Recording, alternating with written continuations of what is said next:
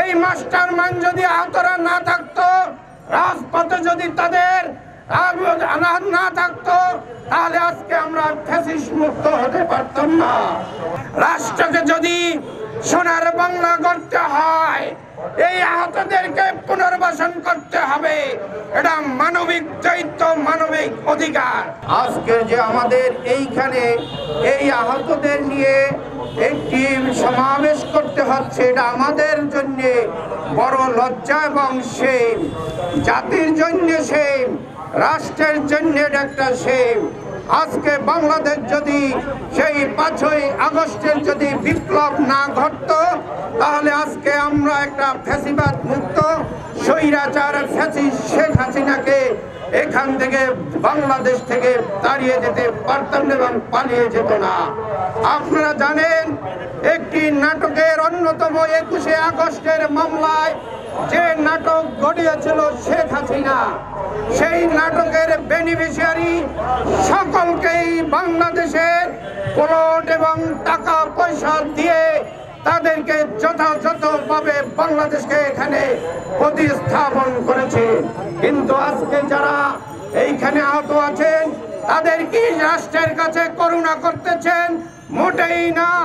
আজকে এরা মাস্টারমাইন্ড বলতে গেলে আজকে আহতদেরকে মাস্টারমাইন্ড বলতে হবে। কারণ এই মাস্টারমাইন্ড যদি আহতরা না থাকতো, রাজপথে যদি তাদের না থাকতো, তাহলে আজকে আমরা ফ্যাসিস্ট মুক্ত হতে পারতাম না। প্রিয় বন্ধুরা, সময় সংযুক্ত।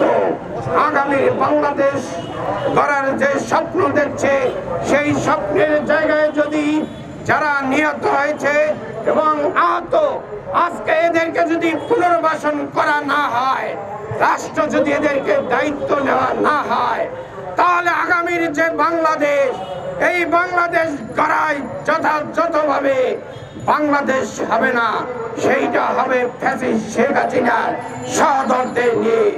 আজকে আমরা ইউনূস সাহেবকে বলতে চাই, আগামীতে আপনারা গণশত্রুতে পরিণত হবেন না। রাষ্ট্রকে যদি সোনার বাংলা গড়তে হয়, এই আহতদেরকে পুনর্বাসন করতে হবে। এটা মানবিক দায়িত্ব, মানবিক অধিকার। আজকে বাংলাদেশের জন্য সবচেয়ে কলঙ্ক জয় হচ্ছে। এই আহতদেরকে এখন এখানে আমাদের প্রতিবাদ সভা করতে হয়।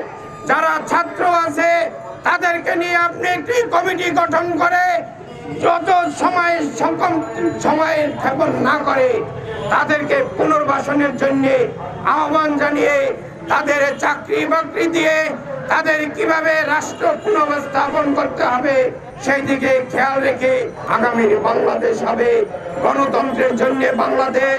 আগামীর বাংলাদেশ হবে আওয়ামী লীগের নিষিদ্ধের বাংলাদেশ। আগামীর বাংলাদেশ হবে যে বিচারের ব্যবস্থায় আওয়ামী লীগকে ফাঁসি দিয়ে এই দেশের মানুষ গণতন্ত্রের জন্য যারা খেটে খাওয়া শ্রমিক মজুর বাংলাদেশকে গড়বে।